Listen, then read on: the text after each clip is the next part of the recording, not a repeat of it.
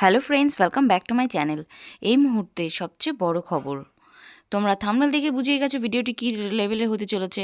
তো অবশ্যই কিন্তু তোমরা পুরো ভিডিওটি দেখতে থাকো, কোনো স্কিপ করবে না। স্কিপ করলে অনেক ইনফরমেশন ছাড়া পড়ে যাবে। আর ভিডিওতে যদি তোমরা নতুন হয়ে থাকো, নতুন দর্শক হয়ে থাকো, অবশ্যই কিন্তু চ্যানেলটিকে সাবস্ক্রাইব করে দিও। আর যদি ভিডিওটি ভালো লাগে এক একটি লাইক করে দিও। তোমাদের এক একটি লাইক আমাকে অনেক বেশি মোটিভেট করে পরবর্তী ভিডিওগুলো তৈরি করার জন্য। তো ফ্রেন্ডস, চলে আসা যাক মেন ভিডিও টপিকে। এসএলএসটি 2025। তো এসএলএসটির যে 2025 যে নতুন রিক্রুটমেন্ট হতে চলেছে সেটাতে কিন্তু অনেক আপডেট উঠে এসেছে আজকের দিনে। নতুন করে কিন্তু এসএসসি আবার শূন্যপদ বাড়াতে চলেছে। তো অনেকেই ভাবছে কেন এসএসসি আবার শূন্যপদ বাড়াতে চলেছে। যা হওয়ার সেটা তো হয়ে গেছে, শূন্যপদ যেটা ছিল সেটাই। কারণ নোটিশে কিছু দেওয়া ছিল না, আর নতুন করে কোনো নিউজেও ছিল না। কিন্তু এখন নতুন করে নিউজে একটা আপডেট উঠে এসেছে, সেটার ভিত্তিতেই বলা হচ্ছে যে এসএসসি নতুন করে শূন্যপদ বাড়াতে চলেছে। এসএসসি যে নবম, দশম এবং একাদশ, দ্বাদশ রিক্রুটমেন্ট প্রসেস এইমাত্র হচ্ছে বা হতে চলেছে, তাতে নতুন যারা যারা যোগ্য শিক্ষক তাদের প্রায় 50%, মানে 50% সুযোগ পেয়েছে এখনো পর্যন্ত। কিন্তু এখনও অনেক যোগ্য শিক্ষকরা স্থান করে নিতে পারেনি এই নতুন এসএলএসটিতে। তো সেই যোগ্য শিক্ষকদের কি হবে? তাদের তো একটা ভবিষ্যৎ আছে, কারণ তারা তো আগের বারে চান্স যোগ্য শিক্ষক ছিল।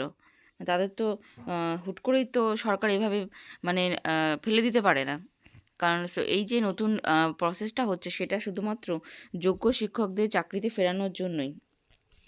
তো তাদের যদি একটি ক্যান্ডিডেটও বাদ যায়, তো সেই দায়টা কিন্তু সরকারের। কারণ অনেকেই যে চান্স পায়নি তাদের ভবিষ্যৎটা এখন কী হতে চলেছে। তারা এত বছর পর নতুন রিক্রুটমেন্টে অংশগ্রহণ করেছে। তো স্বাভাবিক, সবার মন মানসিকতা পরিস্থিতি কিন্তু সমান ছিল না। তো সেই হিসাবে মার্কস কিন্তু কম বেশি হয়ে গেছে অনেকেরই। সবাই কিন্তু কাট অফ যা হাই গেছে, সবাই কিন্তু অত হাই নাম্বার পায়নি। তো সেক্ষেত্রে যারা বাদ পড়ে গেল, তারা তো 2016 সালে যোগ্য ছিল, তারা তখন তো পাশ করেছিল। একটা চাকরিতে একটা চাকরি পাওয়ার জন্য একজন ক্যান্ডিডেটকে কতবার পাশ করতে হবে? তো সে যদি পাস নাও করে থাকে, তার যদি মার্কস কম থাকে, সে দায় এখন সরকারের। কারণ সে তো একবার পাস করেছিল। তাহলে এখন সরকারকে তাদেরকে ফেরাতে হবে। আর যেহেতু শূন্যপদ কম, কারণ শূন্যপদ অলরেডি যে যতটা ক্যান্ডিডেট তার থেকে বেশি অলরেডি ডাক পেয়ে গেছে ইন্টারভিউতে। তো তাহলে তো যারা বাদ পড়ে গেল, ভেরিফিকেশান লিস্টে যারা জায়গা করে নিতে পারলো না, ইন্টারভিউ লিস্টে যারা জায়গা করে নিতে পারলো না, তাদের দোষটা কোথায়? তারা কি করবে এখন? তো এই দায় কিন্তু এসএসসি। তার জন্য এসএসসি এখন নতুন করে ভাবনা চিন্তা শুরু করে দিয়েছে। এসএসসি এখন নতুন করে শূন্যপদ বাড়াতে চলেছে যোগ্য শিক্ষকদের ফেরানোর জন্য।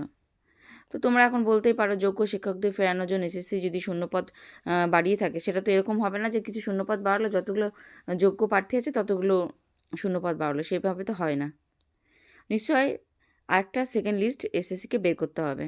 কাট অফ আরও নিচে নামবে, একটা সেকেন্ড লিস্ট বেরোবে, যেখানে যোগ্য শিক্ষক প্লাস ফ্রেশারদের উভয়েরই একটা আশার আলো দেখা যাচ্ছে। কারণ সেকেন্ড লিস্ট এসএসসিকে বের করতেই হবে, কারণ অনেক যোগ্য শিক্ষক ছাড়া পড়ে গেছে। তাদেরকে নেওয়ার জন্য কিন্তু অবশ্যই সেকেন্ড লিস্ট বেরোতে চলেছে বন্ধুরা। তোমরা যারা অল্প নম্বরের জন্য ডাক পাওনি বা যারা লিস্ট থেকে বাদ পড়ে গেছো, তাদের কিন্তু অবশ্যই এখন একটা সুযোগ এসেছে। কারণ এই যে যোগ্য শিক্ষক যাদের রিক্রুটমেন্ট করতে চলেছে সরকার নতুনভাবে, তাদের নেওয়ার জন্য একটা লিস্ট কিন্তু অবশ্যই সরকার নেক্সট পরবর্তীতে বের করবে। তো অবশ্যই কিন্তু একটু সময় লাগতে পারে, তোমাদের কিন্তু একটু অপেক্ষা করতে হবে। কেউ কিন্তু হাল ছেড়ে দিও না, একটা অপেক্ষা তোমরা করো। দেখবে যেহেতু যোগ্য শিক্ষক ছাড়া পড়ে গেছে, এখানে একটা বড় সুযোগ ফ্রেশারদেরও। সেই সূত্রে কিন্তু যাদের ভালো মার্কস আছে, এরকম তো করতে পারে না যারা ফ্রেশাররা ভালো মার্কস পেয়েছে তাদেরকে বাদ দিয়ে যারা যোগ্য শিক্ষক কম মার্কস আছে তাদেরকে ওইভাবে নিয়ে নেবে, পারবে না। কাট অফ তো সেইভাবেই চলবে, কাট অফ হিসেবেই নিতে হবে। তো কাট অফে যে মার্কস নামবে, সেই মার্কসের মধ্যে যেগুলো ফ্রেশার থাকবে তারা অবশ্যই কিন্তু সুযোগ পেতে চলেছে বন্ধুরা। তো এই অনেকেই বলেছে যে এটা কাট অফ কোনোভাবেই সেকেন্ড লিস্টে আসবে না। কাট অফের থেকে অনেক যেগুলো ক্যান্ডিডেট ডাক পেয়েছে সেটা হচ্ছে শূন্যপদের থেকে অনেক বেশি ডাক পেয়েছে অলরেডি। তো আমি অনেক ভিডিওতে দেখলাম এই কথাটা বলা হচ্ছে, কিন্তু আমার ভিডিওতে কিন্তু তোমরা বারবার একটাই জিনিস দেখতে পাবে, আমি কিন্তু বারবার বলেছি যে নতুন কিন্তু করে লিস্ট বেরোতে চলেছে। সেই মতো আজকে নিউজ পেপারে কিন্তু এই খবরটা প্রকাশিত হয়েছে যে এসএসসি নতুন করে শূন্যপদ বাড়াতে চলেছে।